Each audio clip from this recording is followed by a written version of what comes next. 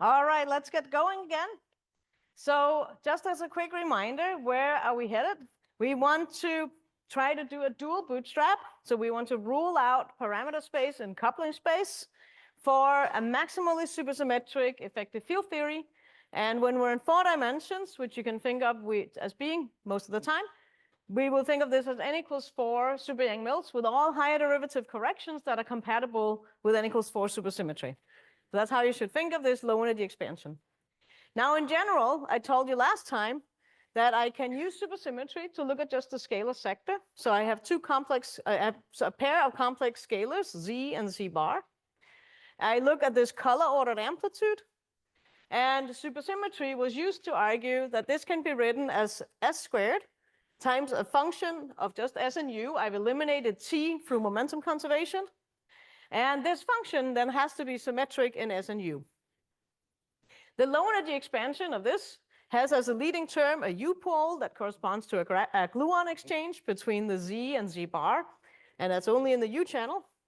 And then it has s squared, which is this s squared, times an expansion in all the local terms that could possibly correspond to these interactions in the effective field theory, starting with k and q both being 0, and no extra terms here, so just that order s squared. So momentum to the 4th, that's a supersymmetric version of trace f to the 4.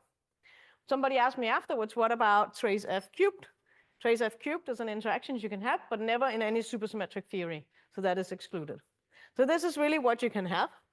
And when I write it here, I have some redundancy in my variables because my function had to be symmetric in S and U. This is not obvious symmetric. I have to impose what we call a SUSY crossing relation on the Wilson coefficients here in order to make it a symmetric function in S and U. Okay, so our goal for today, this lecture and the next, is to find out what are the bounds on these AKQ variables. And again, we have to remember that these are bounds on ratios of these. So this will be bounds on the AKQs to the A00s, and I'll explain that much clearer as we go. Now, to derive these bounds, we need to somehow get a way of expressing these coefficients in terms of something in the theory. The something in the theory is called often a dispersive relation or a sum rule. And our goal for this lecture here is to derive such a thing. To derive it, we need some assumptions. And so the first part will be to clearly lay out those assumptions, some of which we already touched upon yesterday. Okay, so assumption number 1 is that I'm at large rank in my color group. So there's some color group associated with my gluon supersymmetric theory. And large rank of that color group means basically the large n limit, so to speak, so I can focus entirely on single trace contribution. So all the operators that I'm interested in are something that are 4-point in these fields, z and z bar, or in the other supersymmetric fields, but they involve a single trace in the gauge group. Okay, 2, I'll assume a weak coupling limit. In particular, I'll assume that my Yang-Mills coupling is weak so that I can avoid having massless states running in the loops. If I have massless states running in the loops, you have seen in loop lectures that you get logarithms, and what's worse than that, polylogarithms and worse things than that sometimes.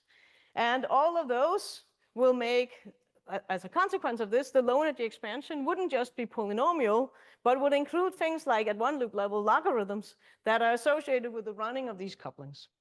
We're going to suppress all such things, so that is what that weak coupling limit will give us. So that means that A of t is polynomial, and has no logarithms and so on. Okay, assumption number 3. I will start writing it, and then I have to explain something. I will call it analyticity, but now I have to explain a little bit more about what I mean by this. So we have seen examples of amplitudes that have simple poles. On simple poles, amplitudes factorize into lower point amplitudes. You have also in other lectures seen loop amplitudes that have logarithms, square roots, things like that. They have branch cuts. Now, let's talk about what these things then actually look like. So I did a little pre-scribble to save us a little time. So let's see if we can lift this up even more as just our cheat sheet at the top to remember what it is that we're doing. And then here, we look at the following. So I'm looking in the S channel of my Z bar diagram. I assume that if I have in such an S channel massive particles at a mass m squared and spin j that is exchanged here, then it would couple to these massless states with some coupling that I call G. And the coupling over here for the Z bars should be the complex conjugate of that by reality of the underlying theory. So what is the residue if I take my amplitude that has such a diagram in it that I compute when I take S to be m squared? Well, I'm going to pick up the factorization of this amplitude factorized into those. And that will take a form, but is certainly proportional to the coupling squared, so absolute value squared. That is this part. And then it'll be that times minus the Legendre polynomial for spin j. So think about it this way. I have particles coming in. They scatter. They come out at some scattering angle theta. That theta is what appears here as the cosine theta. Trigonometric functions are so scary. We don't want to deal with them. Polynomials are much better. So we write cosine theta in terms of u and s using this. And as a reminder, I have written out usual kinematic formulas here in terms of the usual particles coming in having energy E each, center of mass frame. S is essentially the center of mass energy. And T and U depend on the angle. And then you can solve and get this relation from theta from that. Okay, so really what we should think of is that this Legendre polynomial is a function of our Mandelstam variables u and s. Now, let's talk about 4D Legendre polynomials. What do they look like? Well, they're called polynomials. And normally you would write them p of x, and then there's some polynomial powers in x. In here, we're interested in separating out the u dependence. And because these are finite polynomial, if I call this whole variable x, they're also going to be finite polynomials if I expand them in the dimensionless variable u over m squared. Okay, so I can write it like this, and then it's a sum. And the highest power that appears in u is going to be determined by the spin. So for a scalar, spin j equals 0, this should just be a constant, and indeed it is, because we know that the residue for a scalar exchange is just the coupling squared. So that makes sense. For a spin 1, this will be something that has a term that is a linear in u and has a constant piece too, and so on and so forth.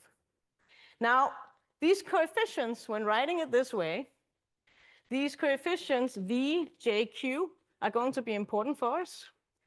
It doesn't matter very much exactly what values they take, but for completeness, so that you know what they are, you can write some closed formula for them, and this is what they look like, again, for the 4D Legendre polynomials. The key point is that these guys are never negative.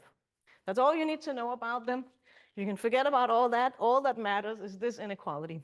They're 0 if q is bigger than j, but otherwise they're just some positive numbers that will show up in our analysis. Okay, so the outcome of this lesson here, I'll keep the assumptions there. The outcome really here is that if I have a diagram like this, I have in my spectrum some massive particles with spin j. I go on the residue where that is exchanged. I should find something where the residue is a polynomial in u. And the highest power of u that I see should tell me the highest power of spin that could be there. If I get some general polynomial that doesn't match just a single Legendre polynomial, that means that I have more than one particle at that mass. I could have a combination of spin 2 and spin 0, for example, or spin 1 or spin 0, and so on. Okay. Now, on the other hand, if I have loops, so this was tree-level exchanges. If I have loops, so something that would look like this, massive particle going around in a loop, here are my massless external states, Z, Z, Z bar, C bar. This box diagram for something going around in here with some mass M and spin J is perfectly nice and finite. You can calculate what it is. There are various versions of writing this, but one of the versions you can easily see depends on logarithms and some dilogarithms. If you then compute this, you'll get some expression, but clearly because of the type of logarithms and dilogs that appear, this thing will have branch cuts. And so if I think about what that would look like in the complex S-plane, which is something we'll deal a lot with, then on the real S-axis, on the real positive X-axis, you will get a branch cut starting where you could produce these internal massive states on shell. That requires that you have a minimum energy of 4m squared. And then you get this branch cut that lies here. Okay. So what does that mean? Well, I can take this amplitude, compute it. I can do its low energy expansion. I can pull out some coefficients. And that would be another example of something that lies in our EFT. Let me skip that part for now, but if somebody wants to ask about it at the end of the lectures, I'm happy to show you where it lies in our space of coefficients. So what is that I have about analyticity? If I have loops, I get branch cuts. If I have tree exchanges, as we have talked about, then I get simple poles. And so for the case of tree exchanges, I would have poles at where my masses are, and the residues of those poles basically tells me the spin of the type of particles that are exchanged. Now, if I look at my amplitude in the complex S-plane,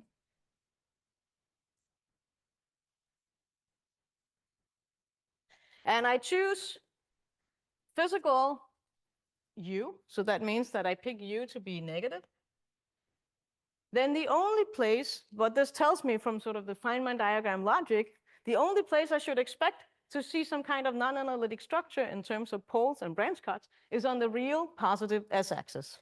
It shouldn't be on the negative axis because my negative U excludes any U channel poles. That would be physical. And then there shouldn't also be anything else. There shouldn't be some pole that corresponds to taking imaginary momentum or something like that. That would be sort of super weird. At least from the point of view of Feynman diagrams, that would never produce that. So the analyticity assumption is that in the complex S-plane, when I fix U to be negative, then it's analytic. The amplitude A of S and U is analytic, except for simple poles and possibly branch cuts at real and positive S. Sorry if it's a little bit squished in there. You guys probably in the corner can't see it. It says real and positive S is where it can be, but that's basically what is captured by these pictures here. Okay. Now, that was the story of analyticity. Now I'm going to make another assumption. All of these assumptions may not be perfectly independent, but I'll just list them as we will use them explicitly. But assumption number 4 is that we have something called a partial wave expansion.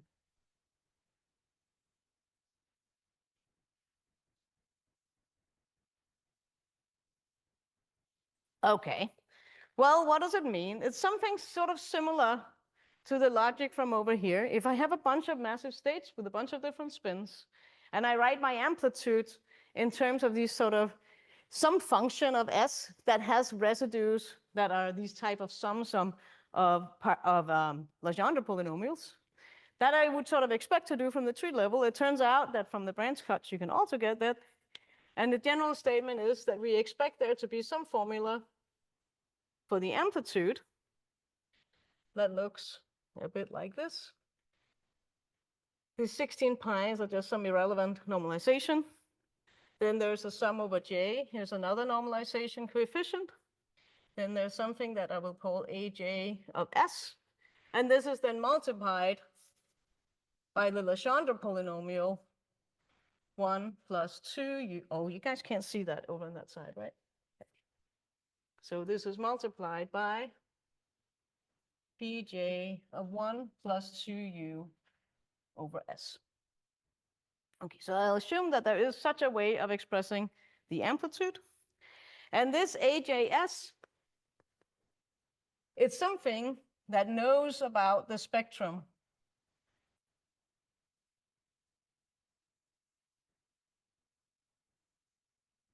And as we'll see, in some sense, this is something that knows where I have my poles, and it knows where I have my branch cuts. And then you have to sum over all the possible spins that could possibly be there. Okay, now we're not done with assumptions yet, so we need more boards.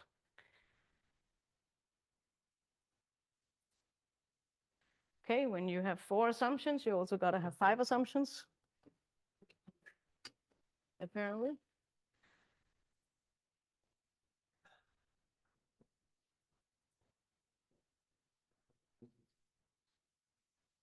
Okay. The 5th assumption is unitarity. Now, unitarity, you know, as something that says that the S matrix, S dagger times S, has to be 1.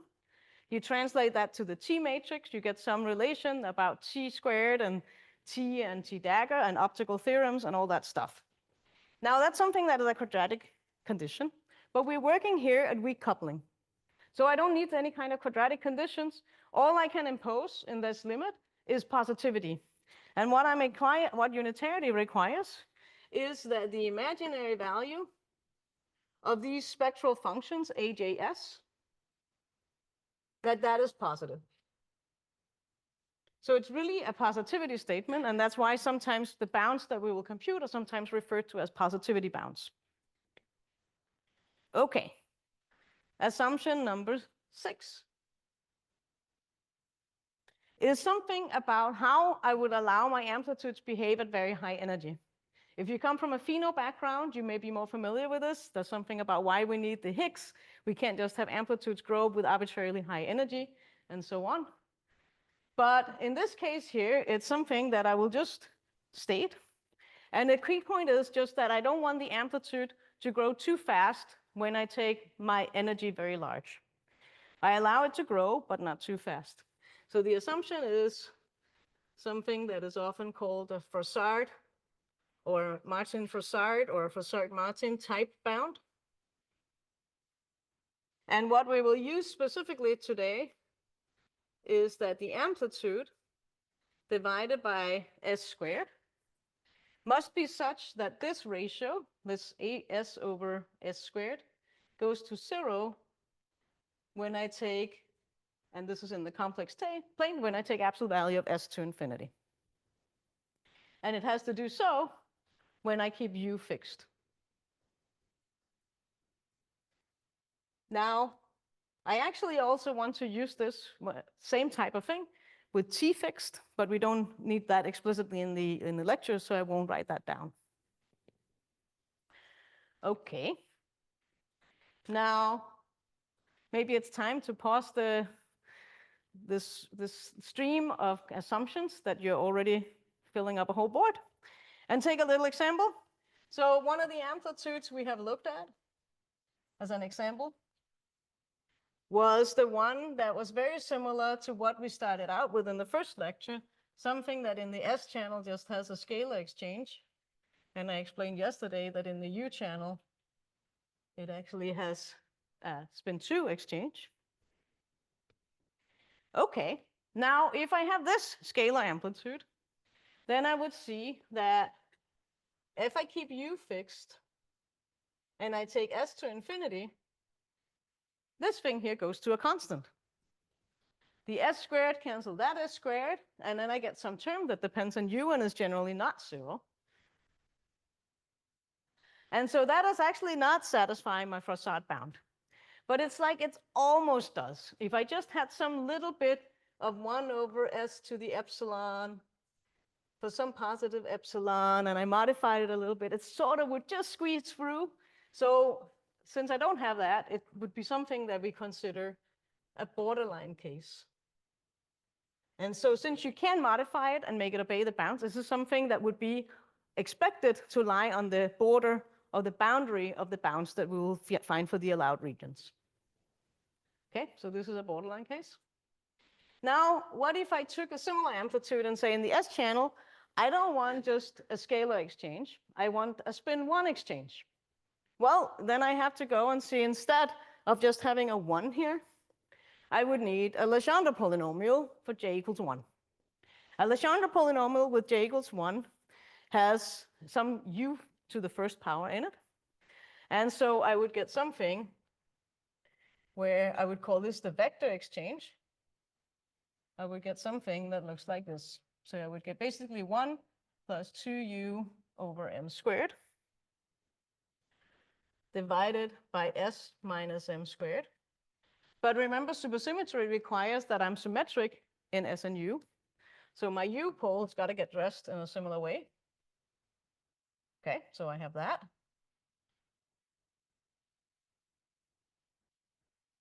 And then we see that now the bound is definitely not obeyed. It's not even a borderline case. It's just bad, bad, bad. So vector S and U divided by S squared goes as order S, as S goes to infinity.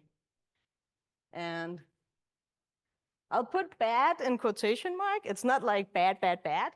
It's just telling us, I mean, there's nothing bad that I wrote down. I just wrote down stuff of a vector exchange and some sort of Markov supersymmetric theory. But this tells us that an amplitude like this, that only has a massive vector and nothing else in the spectrum, will not lie inside my bounds because it violates the Froissart bound. Or at least I should not expect it to lie inside my bounds. And now you can see that if I did the same thing with anything that has spin greater than or equal to 1, I'm going to have the same problem, only worse. So anything with spin greater than 0, so maybe I shouldn't modify this, but anything with spin greater than 0 cannot stand on its own. It cannot be within these Froissart bounds. It's not a bad thing to write down, but it's just not something that would obey our bounds. Marcus? With massless. The massless poles, you will see what happens with them, but basically nothing. They're irrelevant for the problem as long as they're not gravitational poles. If I had gravity in the problem, then I have to deal with that, but I will assume we don't have gravity. Sorry, is there any reason now, more physical reason that we need to assume that for some bound, because we know, as you mentioned, that there's some perfectly valid theory that seems to doesn't satisfy it. Okay, so very good. So yes, there are some seemingly what's wrong with having a massive vector on its own? It's a valid question.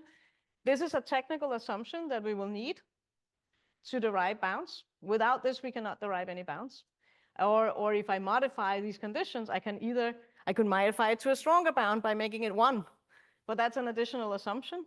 I can make it a weaker bound by saying, oh, I can divide by S cubed, but then my bounds are also going to be weaker. So this is sort of the sweet point of where you expect amplitudes to behave that are sort of sensible UV physics. What this lesson means is that amplitudes with just a scalar are fine. Amplitudes with just a vector or higher are not going to be something that is included in the bounds. And we'll see a manifestation of that when we learn a little bit more about the spectrum of these theories. Okay.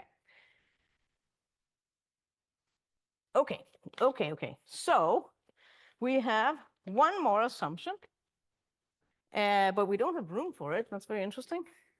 But we do. Ha! Oh, no. Okay, you're supposed to pick up your t-shirts.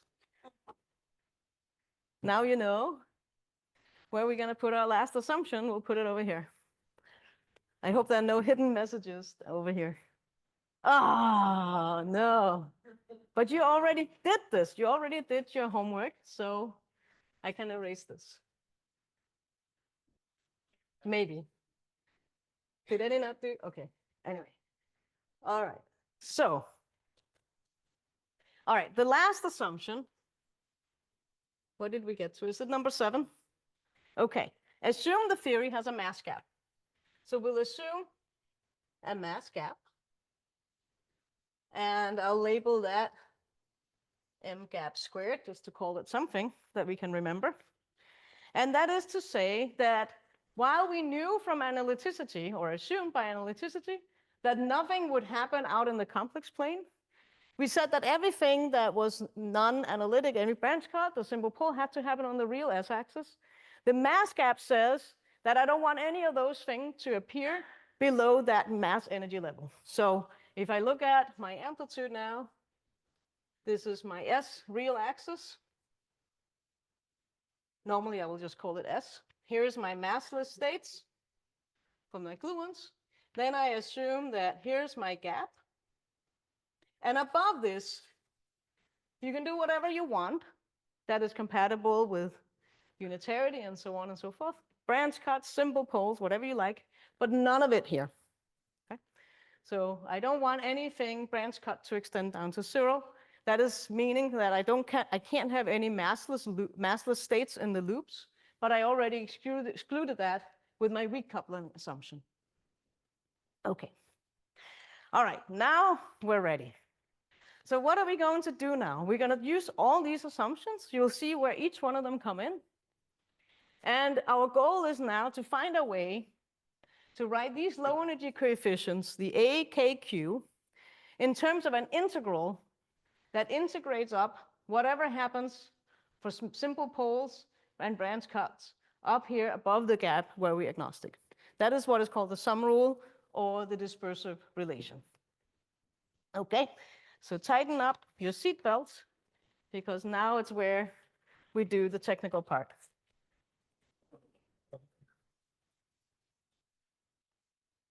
Yes, questions? Good. Mass. Oh, of course. So does this mass gap have anything to do with the mass of the massive field that we have integrated over in arriving at? So right now we don't have it could have. If we had some UV theory in mind that just had a massive scalar, for example, it would be natural to take the mass gap to be that massive scalar mass. But technically it doesn't have to be. If I integrated it out, it should just sit above where my sort of cutoff is. It's like this statement says that above here, I'm agnostic about what could be there. I'm just taking the low energy perspective. It could be 10 scalars, 1 scalar, a tower of other things, of things. Okay. Thanks. Now, by the way, I should maybe come back to this assumption because maybe that sounded like having a vector is bad.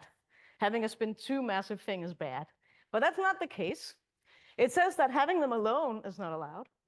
But I can have more states in such a way that when I add them all up, like a tower, an infinite tower of states, then they could resum into something that actually has good large S behavior.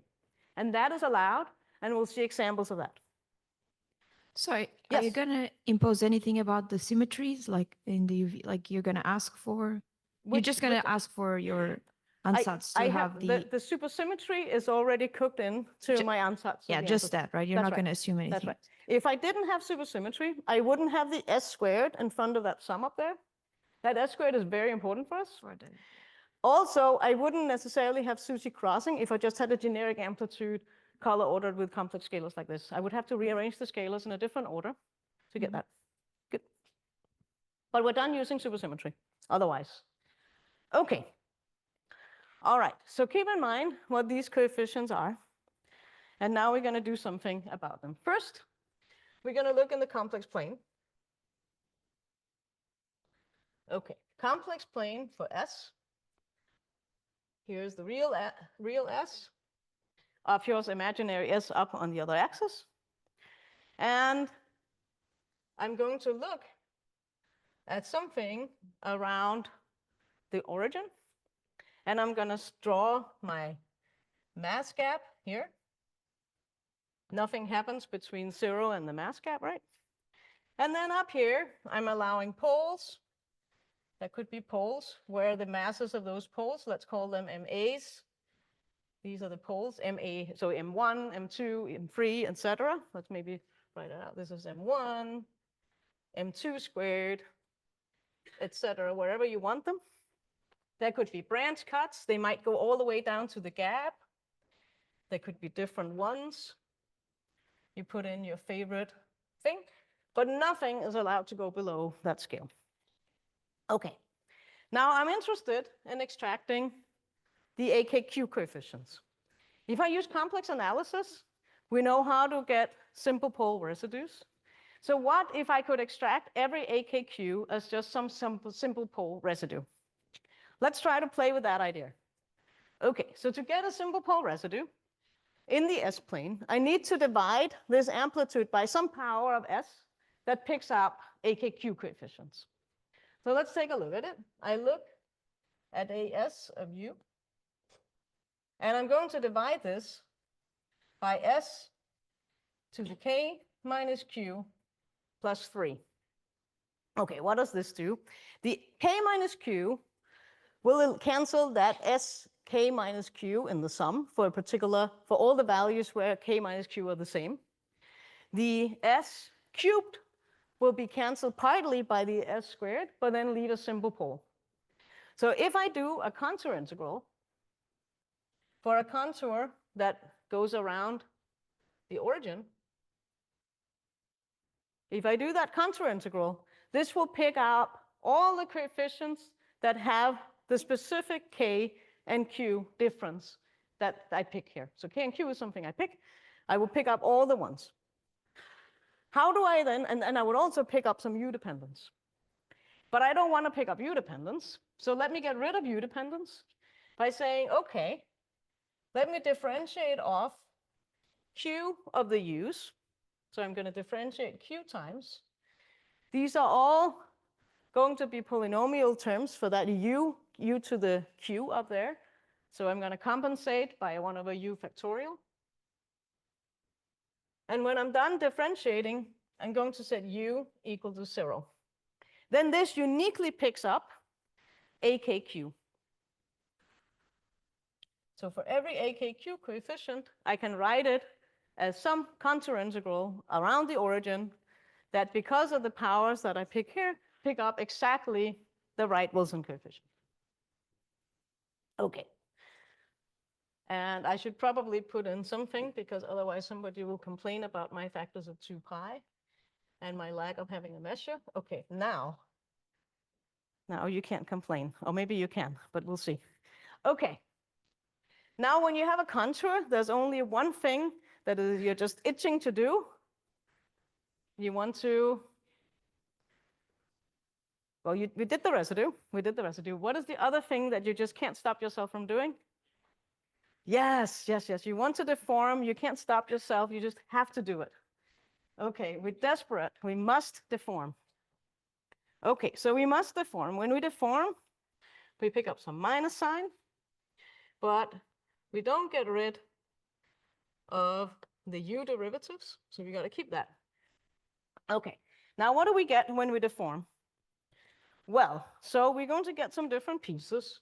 One is that we're going to pick up some piece from making the contour big. Okay, so here's my piece from making the contour big. But I can't take that through any cuts. So I'll be picking up something. What color are the cuts? They're going to be yellow.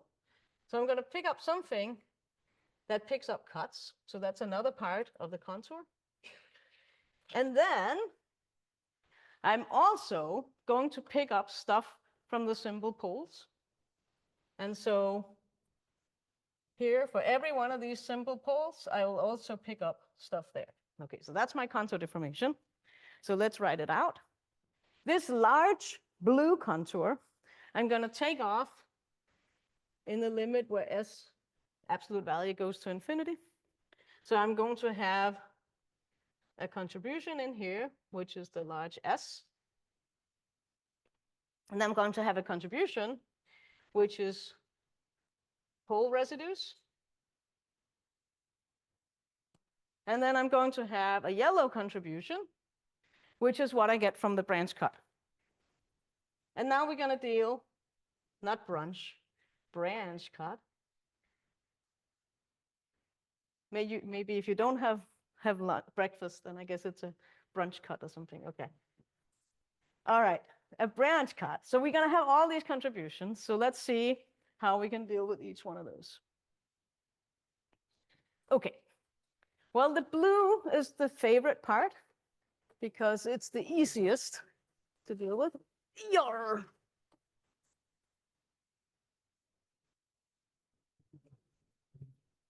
Okay, so let's see how we do with that. Okay, so blue, we probably can't read blue, so we'll do it in white. So we'll do the part that is large S. Now, to pick up a residue at large S requires there to be a simple pole at infinity. A simple pole at infinity you could access by analyzing what happens when you replace S with 1 over C, and then look for a simple pole at C equal to 0. Then you have to change the measure and the integral, and very quickly you will find out, if you do this, that because we know, so because A of S over U, A of SS, the amplitude divided by S squared goes to 0 as S going to infinity, that is exactly the condition you need to avoid picking up a pole at infinity. Okay, so because of that, there is no, well, the better way of saying it, the residue is 0 for S equal infinity. And so the whole blue branch, just like in all your typical standard contour deformations in quantum field theory, will not contribute. So all of this large S here is 0 by our Froissart bound. And that is exactly, you were asking where we need that, that is exactly where we use it. Now there's a crucial piece here, which is that I can do this and get rid of this part at infinity. And that's very important because I have no control over any such residue that would sit in infinity. I have no constructive way of dealing with it. So it's very important that it's 0. But it is a very important piece here that in order to see this, I needed this denominator to have S to the 3rd power. If I had not had this S squared in front of the sum in my low energy expansion, I would only have had S to the 1st power. And then I wouldn't be able to get expressions in terms of these contour deformation to work for all K's and Q's. I would only have the subset for which K minus Q was greater than or equal to 2. But now I can get them also for K minus Q equals 1 and 0. So that is one of the things supersymmetry buys us, that this contour at infinity will go to 0 for all K and Q. I can extract all the coefficients. And if you look at other bootstraps, that is typically not the case. So supersymmetry is rather powerful this way. Okay, now simple pole residues. We're already experts. We know exactly what simple pole residues look like. They have Legendre polynomials in 4D. If you're doing other dimensions, the Legendres are called Gegenbauers, and they're not any scarier than these ones, even if they have different names. Sorry, can I ask a question about the borderline case that you just wrote about at the first board? In that case, when you have a constant instead of a 0, in which in that limit, would we mean that, does that mean that we need to account for it here? Correct. This would have, this non-zero constant that you had in that case would be the residue at infinity. In this particular case, I know exactly what that residue is, but in general, we're agnostic about the spectrum, and I couldn't know what it would be. Very good. All right, so let's deal with the orange part. So we're going to deal with the simple poles now. Yeah. Okay, so what do the poles do? So I have some poles at different masses, and I have to sum over them. So I have minus, because of that minus sign up there. I have minus the sum over poles that are labeled by A, and A run from 1 to 3, infinity, how many ever you have. Okay, then we have to compute the residue of the amplitude divided by S to the K minus Q plus 3.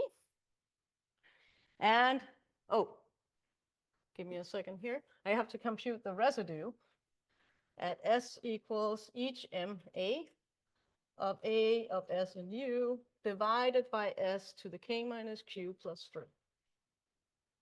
Right, that's our job. The 2 pi i's canceled, in case you're worried about those. And I will deal with the u derivatives later, once we know what this thing is. Okay, so what is this going to be? It will be, first of all, it will be the residue of the top line here. And we know exactly what that is in terms of Legendre polynomials. And that minus from there, cancel that minus there. There's going to be some coupling.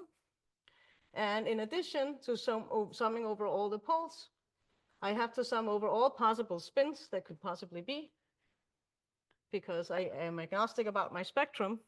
And so I would now have something that says coupling of the jth particle at the A pole times the Legendre polynomial of 1 plus 2u over little ma squared divided by little ma squared all to the power of k minus q plus 3.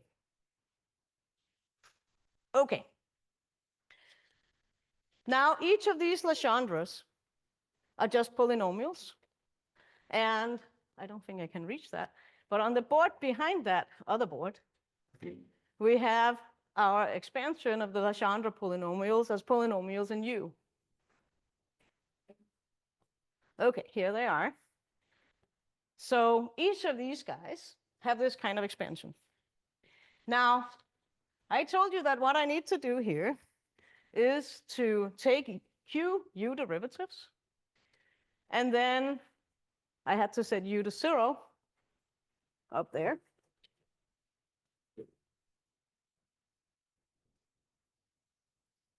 Okay. And so here's going to do 2 steps. I'm going to put in the Legendre polynomial in terms of this, and I'm going to do the u derivatives. I'm going to get some q factorial that's going to cancel the other q factorial up here. The minus sign have already canceled. And so what I will be left with is that the contribution from the poles will be basically just the sum over, and I'm going to interchange it now, sum over spins, sum over poles, couplings, absolute values squared, not L, but J. Okay. Times, and I did all these u derivatives, but there were some MA factors that carried over from over here. Those are going to cancel some of the q factors that were already there. And I will end up with MA squared to the power of k plus 3. All that q dependence actually dropped out from there. And then all I have left are these nice numbers v of jq, which were these non-negative numbers from over here. Okay, so that is what I get after all the u derivatives. Okay. So sum over the simple poles, sum over all the spins that could possibly run. Many of these couplings could be 0, some of them could not. But it's an important piece here that everything that is put in here is going to be positive. All right, so that was the pole contribution. Now let's deal with the branch cut. And for that, we have some methods too.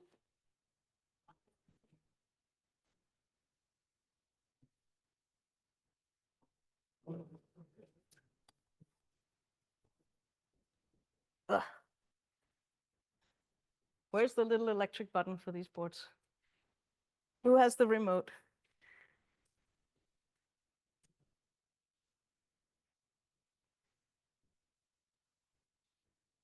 Okay, here we go.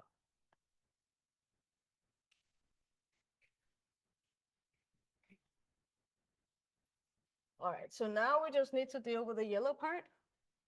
We're done with the orange and the blue. Okay. So now the branch cuts.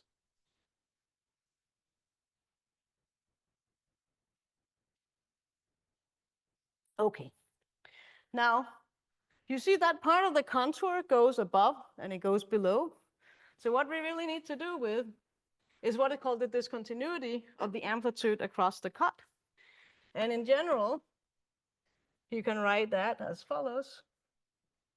We have the difference, because the contours go in opposite directions, of A of S plus I epsilon and A of S minus I epsilon for some small epsilon where the contour runs.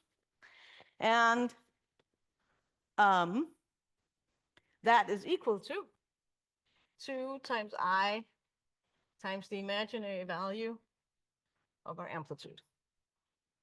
Okay. And then I have to integrate that over real S from the gap squared to infinity. Okay, so the cut. So the BCs are the branch cuts. They take the following form. There's a 1 over pi left from the 1 over 2 pi I there. I said there was an integral from m gap squared to infinity. We have to integrate over real S. We'll just continue to call it S. I have my factor of S to the k minus q plus 3 in the denominator. I couldn't forget that. And now what is left of the integrand is just the imaginary part here. So that gives me m of A of S and U. Okay. What am I going to do about that? Well, I'm going to use my partial wave expansion to express this imaginary value. So I will use the partial wave expansion from up here and say that this is something that I should now think of as 16. There was 16 pi, the pi's will cancel, times a sum over spins, okay, times a factor of 2j plus 1, times the integral from m gap squared to infinity of, and now I have imaginary value of the little a js, because that came from that imaginary value. The Legendre polynomials are nice and real, so they take this value. And what else did I have? Oh, I have the measure, the s over s to the k minus q plus 3. Okay, that may not look like a good improvement, but it's actually not all that bad. I'm going to again use my Legendre polynomial expansion over here. I'm going to take my u derivatives. I'm going to set u to 0. So I'm going to do all my du q times on this. That will, from the Legendre polynomial, just pull out all these vjq's. And so what I will get out of all this is now the following expression. 16, sum over j equals 0 to infinity, 2j plus 1. These vjq's will be pulled out, vjq, and then that is multiplying an integral over the imaginary value of the little aj of s from m gap squared to infinity of 1 over sk plus 3 ds. And again here, when I took some derivatives, there would be some s to the q factor that canceled, some other s to the q factor that came actually because this m squared is now an s squared. Okay. All right. Now we have to put this in somewhere. So we will lift this up. And then we'll glue it all together now into what we have found.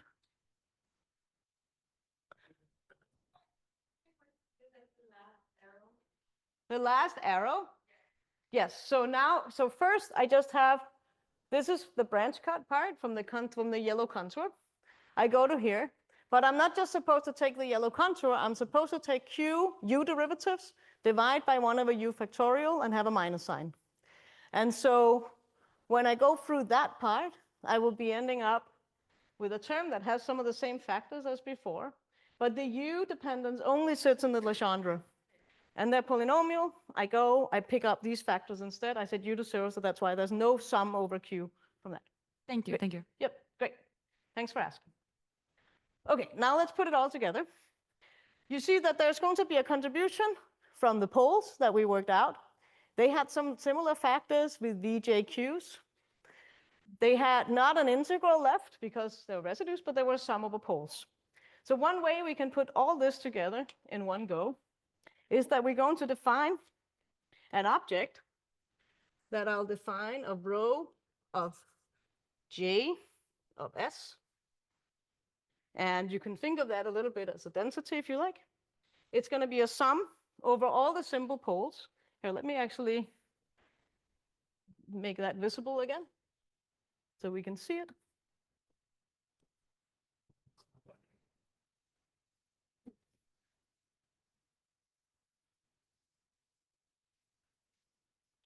Okay, so that is that sum right here. I'm going to leave the sum of J over J out for the moment, but we have a sum over these poles of couplings between the massive fields to the massless fields squared.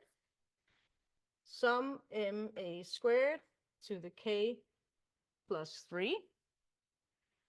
And so actually I will, let me write, sorry.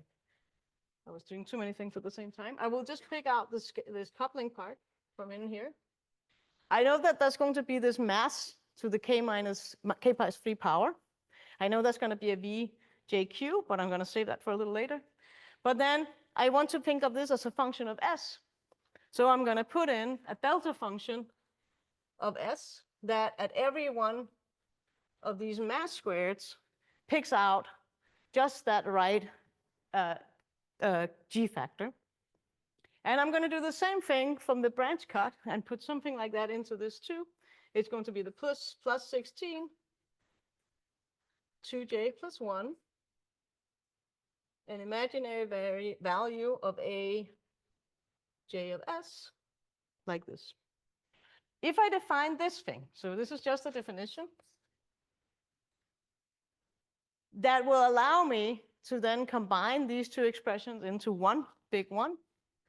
And now you got to watch me like a hawk to make sure I don't drop any factors. But I have my cheat sheet here, so maybe I won't.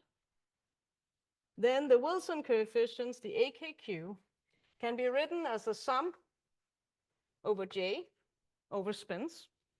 Okay, so that is what we have in both the expressions, sum over J's. An integral that starts at the mass gap and goes to infinity. And then it has these spin J densities coming in here. And now I just have to make sure that I keep my factors correct. Each of them have a VJQ. So there's going to be VJQ sitting here. And then this one up here has a 1 over S to the K plus 3. This has it as the mass squared MA, but that sits inside that delta function, so I can replace that with an S and get the correct result. Okay, and that now is the result that we want. Almost. It's a little annoying in this result. Oh, sorry, and then integrate over ds. It's a little annoying to have to work with ds because that's a dimension-full parameter. We're going to make everything dimensionless by introducing some new variable y. And that variable y will just be making everything dimensionless in terms of mgap. We're going to rescale the AKQs to make them dimensionless explicitly. And then we can write our final result over here. And that is that each AKQ for every K and Q has a nice representation as the sum over spins. An integral, which now in the new variable y, that's dimensionless, goes from 1 to infinity. Of our density, which I'm going to redefine slightly, I'll call it FL of y times 1 over y to the k, v, j, q, and I'll put my dy here so it's visible. Okay, and this FL of y is just a thing where I put in this s to the minus 3 that's sat over there. That's now y to the minus 3. And then I have my density in terms of y written like this. Okay, this is the sum rule or dispersive relation that I have been talking about. And there are two things that are important to notice about this.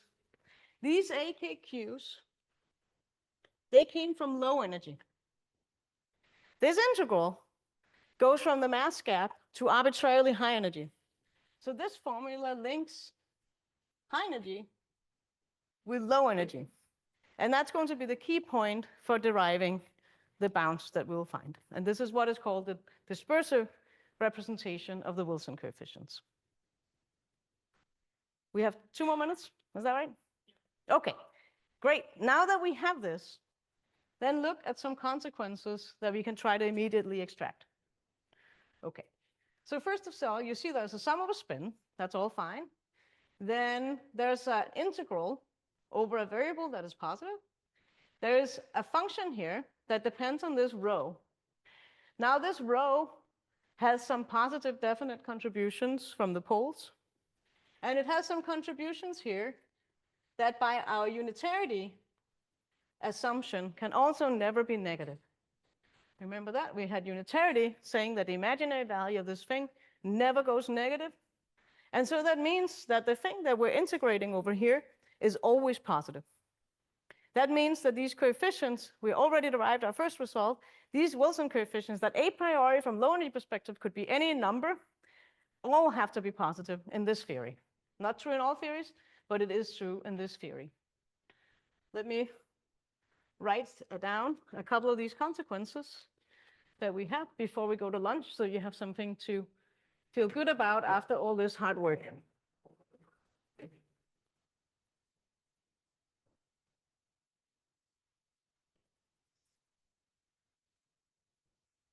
Oops. There we go.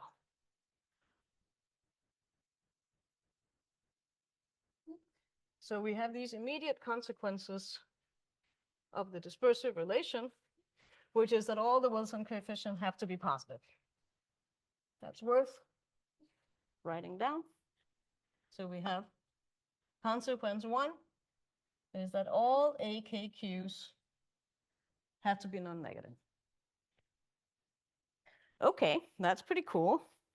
What else can we immediately see?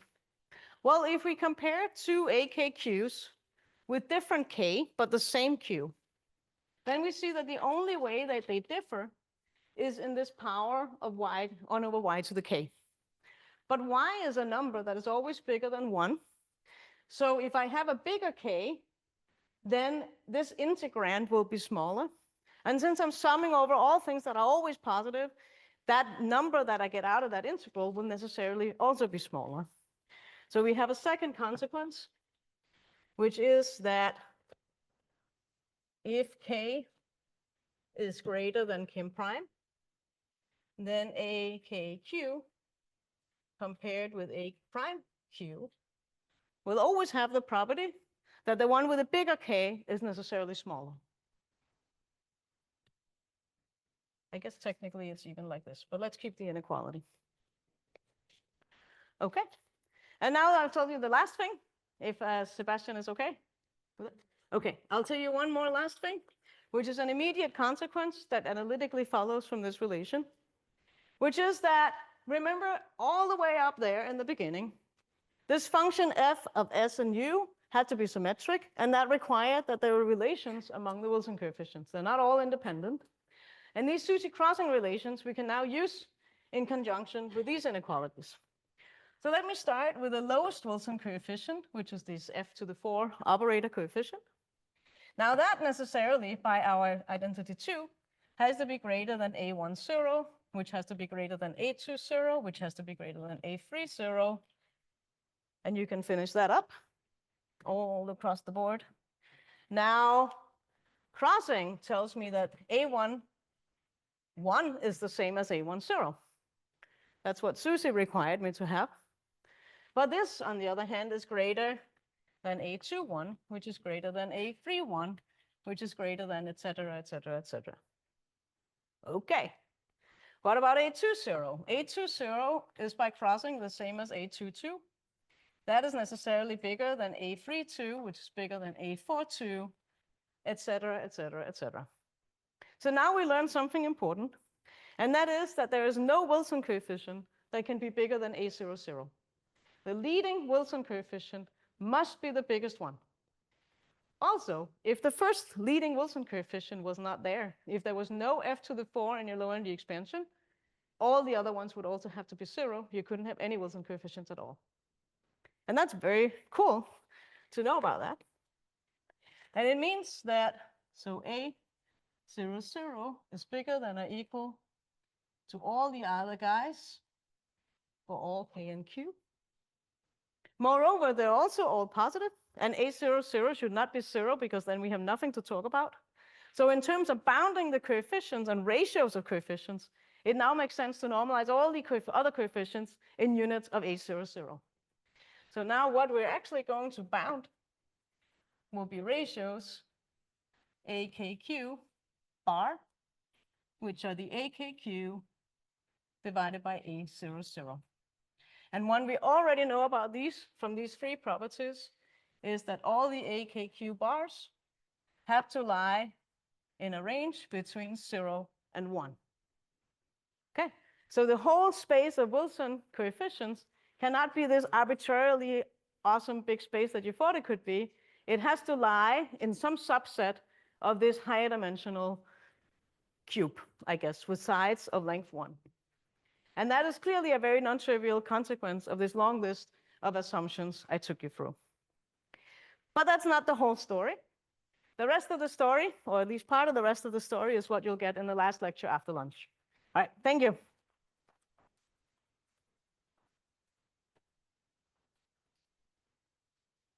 All right, we still have some time for questions.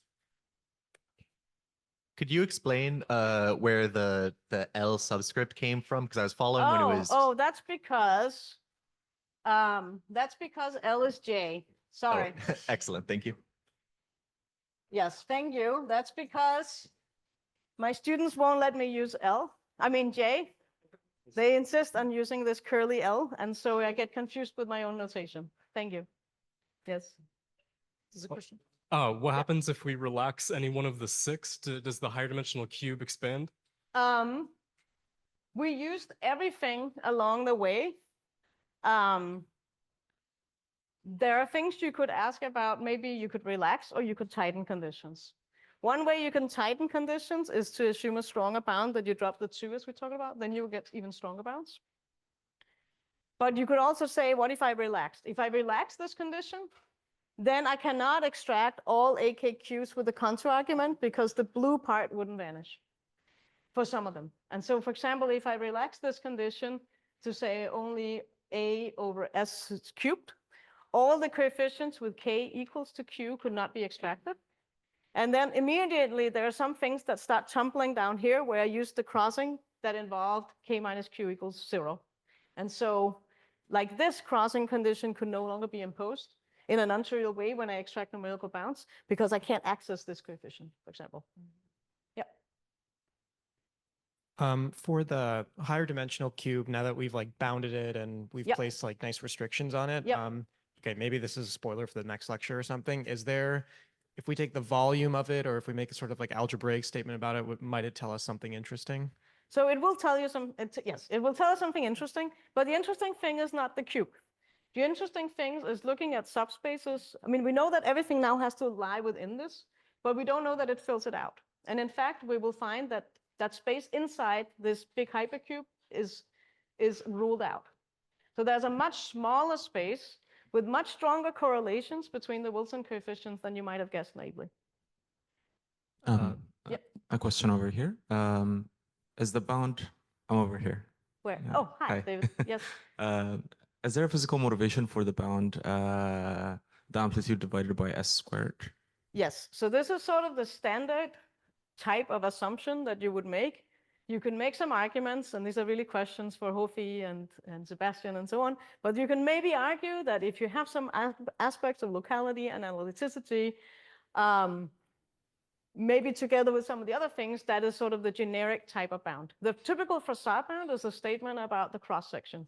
It's something about the cross-section not being allowed to grow faster than logarithmically to some certain powers. And sort of this is sort of the amplitude, generic amplitude version of this. That's sort of the generic type of bound you would have. But many amplitudes that you might be interested in may have much faster fall off.